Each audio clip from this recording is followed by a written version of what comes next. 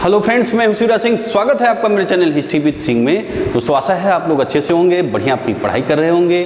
तो दोस्तों, आज का टॉपिक है आपका नूरजहां। ठीक है, ये फोटो आपको दिख रही होगी नूरजहां की। ठीक है, तो नूरजहां दोस्तों एक बहुत ही सुंदर, विद्वान, कई भाषाओं की जानकार और एक महत्वाकांक्षी औरत थी। इसने, जैसा कि आपने पीछे वीडियो में पढ़ा था, जहांगीर की शादी के दौरान 1611 से और जो है जब तक जहांगीर का शासन चला, पूरी शासन पे नूरजहां छाई रही। और जो है इसने एक अपना गुट बनाकर, नूरजहां गुट या जुनता गुट भी आपको मिलता है। ठीक है, तो उसके द्वारा जो है पूरे शासन पे इसने कंट्रोल रखा। ठीक है, और जहांगीर के साथ इसने जो है जैसे जो भी शासनाधिकार थे, इसका भी जैसे स्त्रियों की ज़मीन का मामला है तो बिना इसकी मुहर के उसको, औरतों को ज़मीन इत्यादि नहीं मिलता था। और इसका जैसे जो जहांगीर थे, झरोखा दर्शन जब देते थे तो ये भी साथ में झरोखा दर्शन देती थी। देखिए, रानियाँ तो कई थी जहांगीर की, लेकिन इसने जो है जबकि जहांगीर मानता सबको था, सभी रानियों को बराबर मानता था, लेकिन इसने जो है अपनी राजनीति पे बहुत अच्छी पकड़, बहुत तगड़ी पकड़ इसने बनाई। ठीक है, तो आज आप पढ़ेंगे नूरजहां के बारे में। आइए विस्तृत रूप से इसको देखिए, इसके बारे में जानिए। देखिए, इसका नाम क्या था? इसका नाम था नूरजहां का मेहरुन्निसा। मेहरुन्निसा, इसके पिता का नाम क्या है था? गियास बेग। ठीक है, माता का नाम अस्मत बेग। इसके पूर्वज कहाँ रहते थे? ईरान के निवासी थे इसके पूर्वज। ठीक है, अब इसके पिता के बारे में समझिए आप। देखिए, प्रारंभ में गियास बेग शाह तहमास्प सफावी के अधीन वजीर के रूप में नियुक्त था। ठीक है, 1577 ईस्वी में शाह की मृत्यु के बाद गियास बेग की आर्थिक स्थिति खराब हो गई। ठीक है, तब यह जीविका की तलाश में भारत आया। कहाँ आया? भारत आया। ठीक है, पहले वह कंधार पहुंचा। देखिए, मुगलों के काल में कंधार जो है ये आपका भारत में ही था। ठीक है, सोचिए कितना विस्तृत जो है भारत था उस समय। और पहले वह कंधार पहुंचा, जहां एक धनी व्यापारी मलिक मसूद के काफिले में शामिल हो गया। कंधार में मेहरुन्निसा का जन्म हुआ। ठीक है, कंधार से मलिक मसूद के साथ वह फतेहपुर सीकरी आया। मसूद की सहायता से वह बादशाह अकबर की सेवा में उपस्थित हुआ, जहां से उसे एक साधारण पद पर नियुक्त किया गया। यह मिर्जा के नाम से प्रसिद्ध हो गया। अपने कार्य, अपनी जो है जो उसकी कार्य और क्षमता से यह अपने दरबार में प्रसिद्ध हुआ और मिर्जा के नाम से जो है ये जाना जाने लगा। 1595 ईस्वी में काबुल का दीवान नियुक्त किया गया उसके बाद शाही कारखाने में दीवान बयूतात के पद पर नियुक्त किया गया इसके पिता को। अकबर के बाद जब जहांगीर शासक बना तो मिर्जा गियास बेग को एतमाद उद दौला की पदवी से सम्मानित कर संयुक्त दीवान नियुक्त किया गया।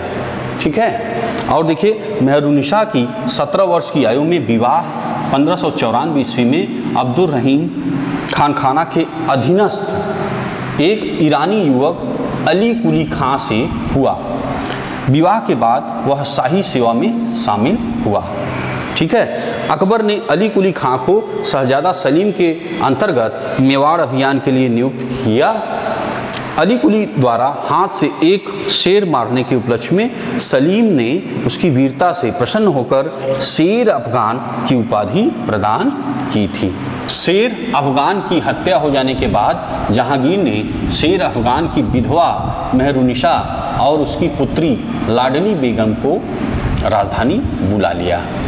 ठीक है, मेहरुन्निसा को अकबर की विधवा सलीमा बेगम की सेवा में नियुक्त कर दिया गया।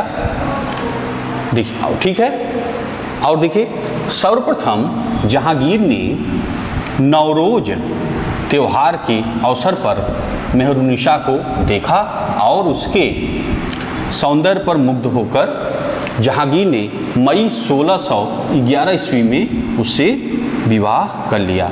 विवाह के बाद जहांगीर ने उसे नूर महल और नूरजहां की उपाधि प्रदान की। ठीक है, अब देखिए दोस्तों, ये शेर अफगान की हत्या होती है। अब इसमें कुछ इतिहासकारों का मानना है कि ये हत्या जो है कराई है जहांगीर ने, क्योंकि ये बचपन से ही मेहरुन्निसा नूरजहां से ये प्यार करता था, लेकिन अकबर की वजह से वो जो है अपना इसको प्राप्त नहीं कर सका। और जब ये इसको मौका मिला तो जो है शेर अफगान मेहरुन्निसा का पति जो था उसकी हत्या कराता है, और उसके बाद ये जो है इसको बुलाता है विधवा सलीमा की सेवा में।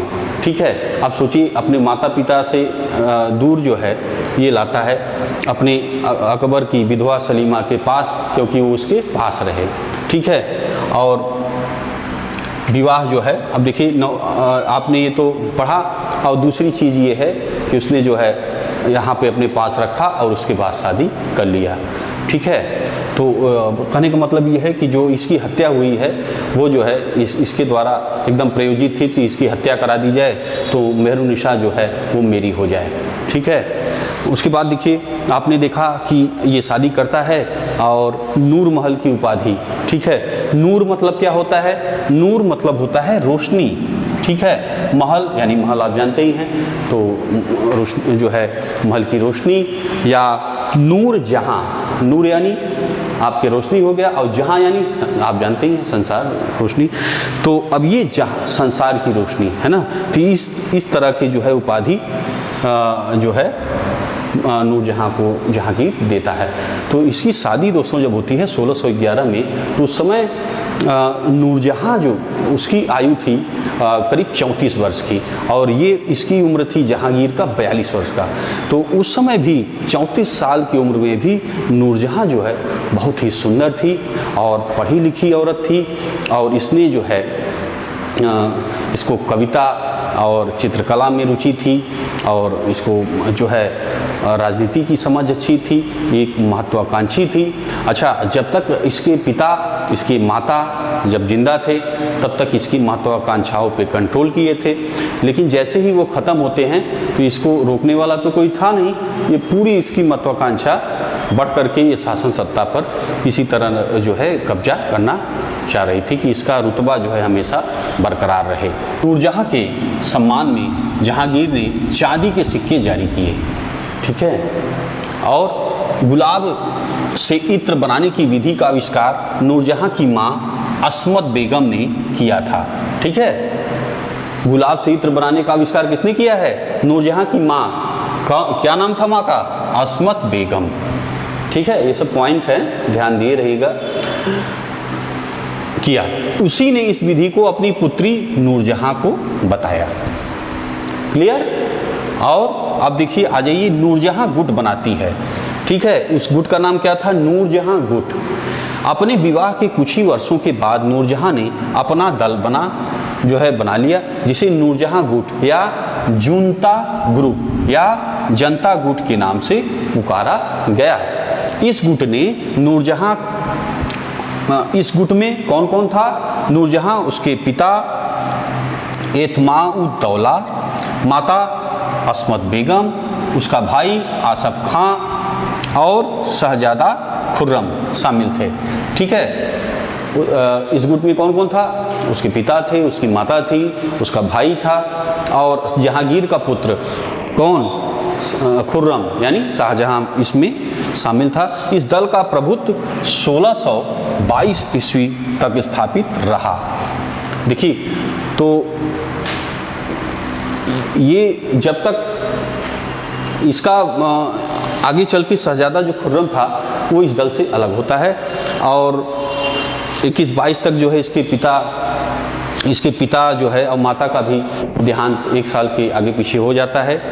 और अब देखिए, आसफ खां का जो लड़की थी उसकी शादी जो है किससे हुई थी? खुर्रम से हुई थी। और ये जो है लाडली बेगम थी, इसकी पुत्री नूरजहां की, इसने शादी की थी शहरयार से।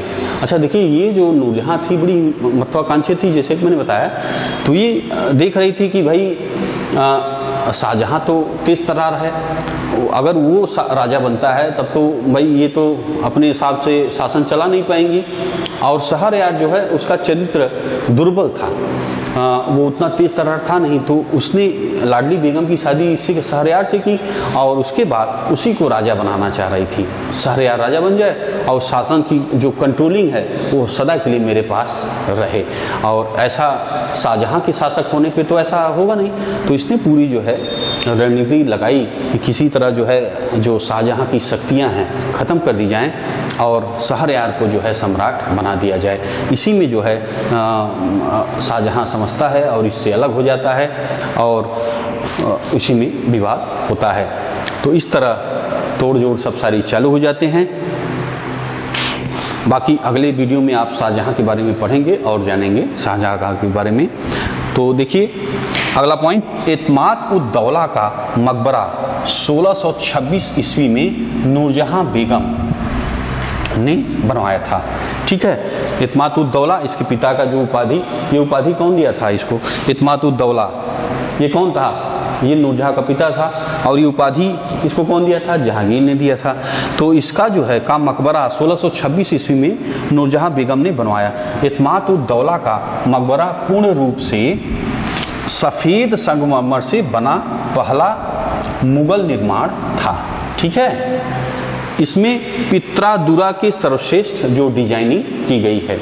आपने देखा कि इसके पहले जो जैसे आगरा का किला उला आपने देखा कि अकबर के समय जो बना, देखिए बलुआ पत्थर का उसमें प्रयोग हुआ है। लेकिन ये देखिए जो एतमाद-उद-दौला का मकबरा बनता है, यह जो है मकबरा पूर्ण रूप से सफ़ेद संगमरमर का बना पहला मुगल निर्माण ये था।